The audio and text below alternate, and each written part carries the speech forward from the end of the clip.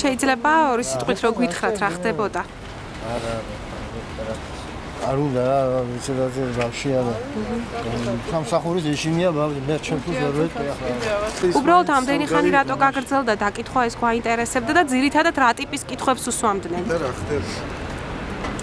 აი არ უნდა რატო ვერ გამოცხადდა იმ დღეს დავშოთ 13 მარტს და რამ შეუშალა ხელმძღვანელთა და დესპოტების არს რაც ეხებოდა. მისი გამოუცხადებლობას და არ ყოფილა თუნდაც პოლიტიკური პარტიებთან და რაღაცა. ეს პროცესი ძალიან მშვიდი და ნორმალური ვითარებაში იყო, არავითარი ახლა საქმესთან კავშირში ამ ყოფილი კითხვების დასმა არ ყოფილა. ძირითადად მაინც დაინტერესების სფერო იყო მისი ვერ გამოცხადება. დიახ, რაც შეეხება თვითონ ფაქტის შეფასებას ამ მიზეზით ადამიანის პოლიციაში მოწმის სტატუსით დაკითხვა?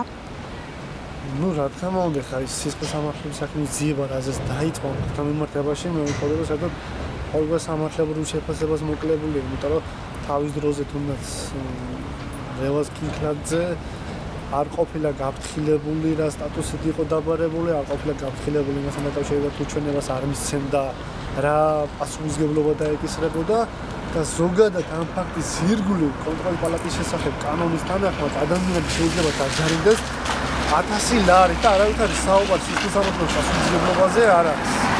ეს მე საქმის სისხლის სამართლების საქმის ველფერის მიცემა ამ ქმედებასთან მიმართებაში ცოტათი მოადგილეც კი. რომელი მუხლით ამიმდინარეობს ცემა? ეს არის 352-ს მეორე პრიმა მუხლი. რაიმე სასჯელს ითვალისწინებს კანონით? კი, რა თქმა უნდა, მაქსიმუმი ეს არის თავისუფლების აფრთხილება 1 წლამდე, მინიმუმი არის ჯარიმა, არის თავისუფლების შეზღუდვა და ასე შემდეგ.